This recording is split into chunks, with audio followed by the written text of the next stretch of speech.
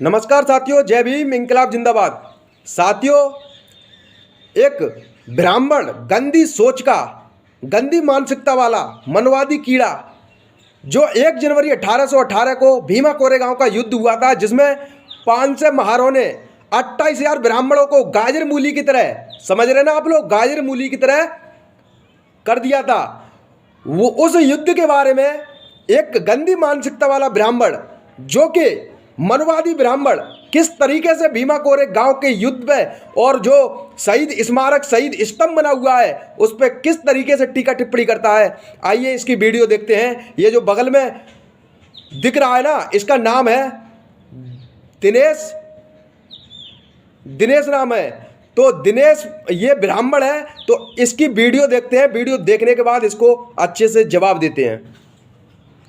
1 जनवरी 1818 को जो युद्ध लड़ा गया था, हम भी नहीं कहते, ब्राह्मण ये कतई नहीं कहते कि वो ब्राह्मणों का युद्ध था यार, ब्राह्मण इतने सूरमा थे, ब्राह्मण स्वतंत्रता सेनानी थे और दूसरी जातियां स्वतंत्रता सेनानी नहीं थी। और वो जो स्तंभ है ना, वो इस भारतीय राष्ट्रीय और स्वतंत्रता, जो राष्ट्र प्रेमी है, जो अपने देश से प्रेम करता है, उसकी छाती पर खड़ा एक धब्बा है। वो स्तंभ हमारी छाती पर मूंग दलने के लिए अंग्रेजों ने बनाया था, और जिसे मूर्ख, ये जो जात पात की राजनीति करते हैं, ये जो समाज को लड़ाना चाहते हैं, ये जो दलितवाद, ओबीसीवाद, ये वाद, फलाना ढीगड़ा पूछड़ा, उनकी राजनीति करते हैं, ये इन मूर्खों की पहचान है। इन मूर्खों के मुंह पे थूका हुआ। सुन वे दिनेश ररेजा, तूने बहुजन समाज के जो 1 जनवरी 1818 को भीमा कोरेगांव का युद्ध हुआ, जिसमें तुम्हारे 28,000 ब्राह्मणों को गाजर मूली की तरह फिनिश कर दिया था, तू उस कहानी को गलत साबित कर रहा है। तू उस कहानी को गलत बता रहा है। कह रहा है कि कोई युद्ध नहीं हुआ था, ना ब्राह्मण सूरमा थे, ना हम सूरमा थे। वो एक जातिवादी मानसिकता वाले लोगों ने जातिवादी तौर पर हमारे भारत में जो बहुजन समाज के वीर योद्धा थे, उनकी छाती पर एक धब्बा है। इस तरीके से जो गंदी मानसिकता जो रखे है ना, जिस तरीके से तू गंदी मानसिकता की तरीके से बोल रहा है, तो सुन, मैं तुझे बताता हूं, समझ रहा ना। 1 जनवरी 1818 को जो युद्ध जीते थे, उसमें एक जनवरी को वो युद्ध चालू नहीं हुआ था। वो युद्ध चालू हुआ था 31 दिसंबर 1817 को। 31 दिसंबर 1817 को युद्ध चालू हुआ था।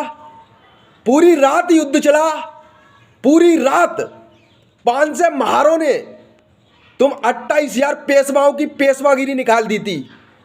तुम 28,000 पेशवाओं की, बाजीराव की पेशवागिरी निकाल के 2 मिनट में ढीली कर दी थी।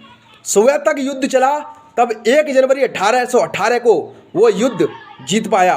समझ में आ रही है तेरे को बात? और वो जो स्तंभ बना हुआ है, वो हमारे बहुजन समाज के लोग जो वीर योद्धा थे, जो शहीद हुए थे, वो उनकी याद में वो स्तंभ बनाया गया। उस स्तंभ को भी तुम्हारे इतिहास ने छुपा दिया। वो स्तंभ को तुम्हारे इतिहास ने छुपा दिया, ताकि बहुजन समाज कभी आगे नहीं बढ़ पाए। जो हमारे बहुजन समाज के लोग सेना में भर्ती थे, उनको जब युद्ध जीतने के बाद तुम लोग अपनी हार मान गए, तब तुम लोगों ने अंग्रेजों से एक सांठगांठ की। तो अंग्रेजों से तुम लोगों ने कहा कि सेना में महार समुदाय का कोई भी व्यक्ति नहीं होना चाहिए, तो हम हार को स्वीकार करते हैं। तब वो हार को तुम लोगों ने स्वीकार किया, क्योंकि तुम्हें मालूम था कि बहुजन समाज के लोग बहुत बड़े वीर योद्धा हैं। तुम लोगों की आगे से गीली, पीछे से पीली कर दी थी, इसलिए तुम लोगों ने ये वाला निर्णय लिया। सेना में बहुजन समाज के लोग, महार जाति के लोग एक भी नहीं रहे। और डॉक्टर भीमराव अंबेडकर जी के पिताजी सेना में भर्ती होने के लिए आंदोलन चलाते रहे। काफ़ी लंबे समय तक आंदोलन चला, पर तुम लोगों ने जो अंग्रेज समुदाय के, जो अंग्रेज ब्रिटिश गवर्नमेंट थी, उन्होंने फिर सेना में भर्ती नहीं ली। क्यों नहीं लिए? क्योंकि तुम लोगों से वो सौदा कर गए थे। अंग्रेजों ने क्या नहीं दिया? अंग्रेजों ने सब कुछ दिया।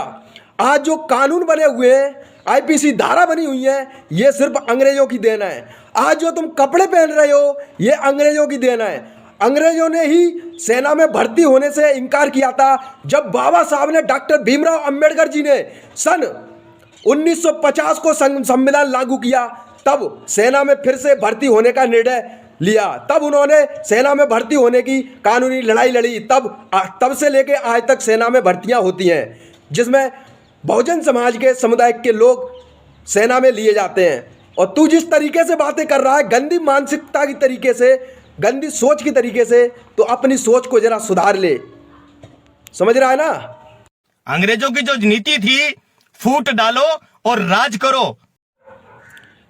अब तू कह रहा है कि अंग्रेजों की नीतियां थी, फूट डालो, राजनीति करो, राज्य करो। तो बेटा, ये अंग्रेजों की नीतियां नहीं थी, ये तुम ब्राह्मणों की नीतियां थी। फूट डालो, राज्य करो, लोगों को जातिवाद में बांटो। लोगों को जातिवाद में कैसे बांटा तुम लोगों ने? ताकि चार लोग बहुजन समाज के इकट्ठे ना हो पाए और वो कोई रणनीति ना बना पाए, ताकि तुम्हारी आगे से गीली पीछे से पीली ना हो पाए।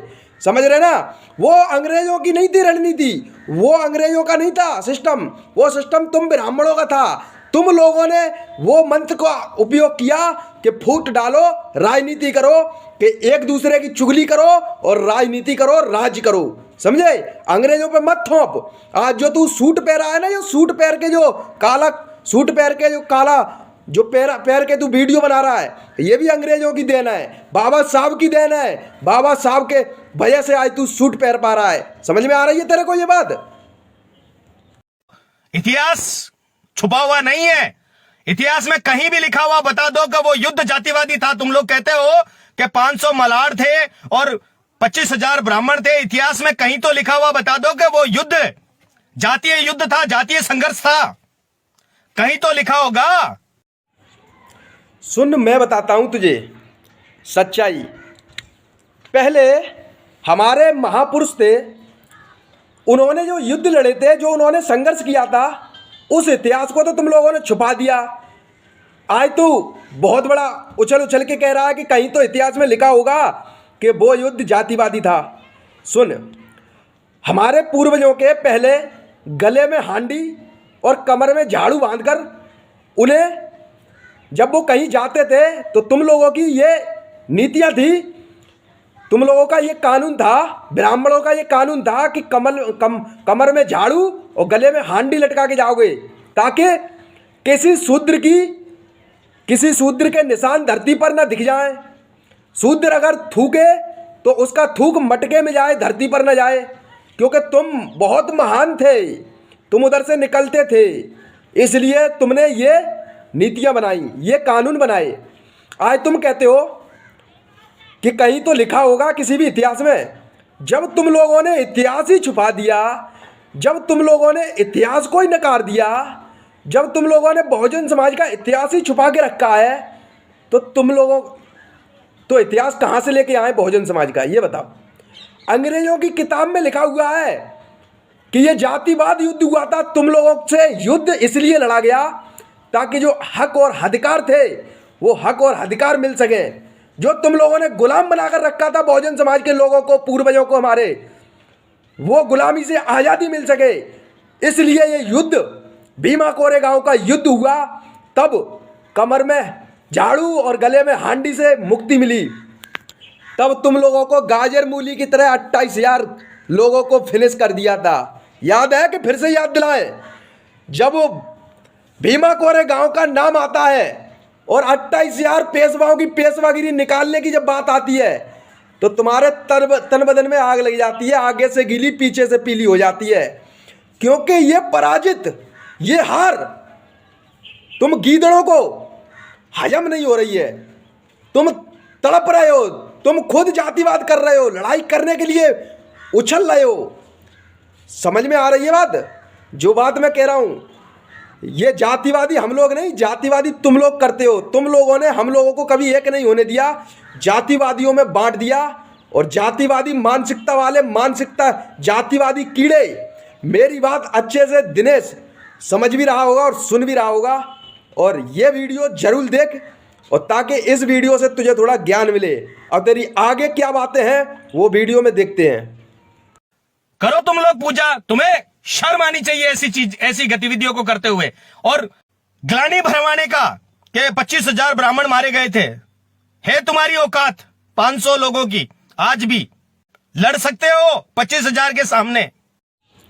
देख भाई, पहले तो तू इतिहास सही से पढ़, क्योंकि कभी तू 25,000 कह रहा है, कभी कुछ कह रहा है। 25 नहीं, 28,000 को गाजर मूली की तरह फिनिश किया था। समझ में आ रही है? और तू कह रहा है करो तुम लोग पूजा, तो हम लोग पूजा पाठ नहीं करते हैं भाई। सुन, हम लोग पूजा पाठ नहीं करते हैं।